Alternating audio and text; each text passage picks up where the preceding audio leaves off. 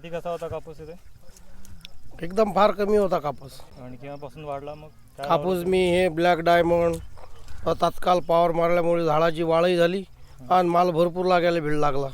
5 एकरामध्ये मला 65 क्विंटल कापूस येऊन निघून गेला. 45 दिन की हो गई. तात्काळ पॉवर मारलं, ब्लॅक डायमंड मारलं, तो ये 2 स्प्रे मारे थे मैंने इस पर. एकरी 12 क्विंटल येऊन गेला. सोयाबीन और कपास, चना, तुअर रहती है तो उस पर हमने खंडेलवाल पेस्टिसाइड के पेस्टिसाइड दिए. बाद में विश्वनाथ मिनरल्स के जोर प्लस, बोनस, दबंग अली के लिए जो चलता है वो दिए उनको. उसका काफ़ी यानी अच्छा ये रिजल्ट मिला. जैसे आप विश्वनाथ मिनरल्स का जो बोनस जो प्रोडक्ट है ना, उससे इसका स्टेपल काफ़ी अच्छा है. और जैसे ऊपर का बोन है वो एकदम छोटे छोटे आते हैं, तो बोनस से एकदम इसकी साइज और क्वालिटी एकसारखी हो गई. एकसारखी आ गई. एका झाडाला 50-60 बोंड्या लागलेला आहे.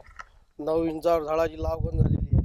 3 फुटाचा सोया आहे. सर मैंने तो अभी ये प्रोडक्ट्स अभी डाले वाला है खेत में समझो, तो ये प्रोडक्ट्स एकदम अच्छा है. बोनस प्लस जो है, जो फूल के इसमें जब ये हो जाता फूल में आगे समझो कोई भी चना हो या तुअर हो तो उसके ऊपर बोनस ही मारना चाहिए.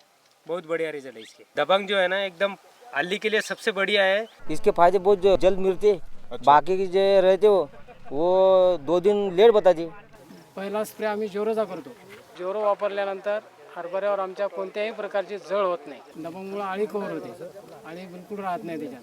त्याच्या बाद जोरो आणि दबंगमुळे आळी कव्हर होते. आळी बिलकुल राहत नाही त्याच्यात. दुसरा स्प्रे करंट आणि दबंगचा करतो आम्ही.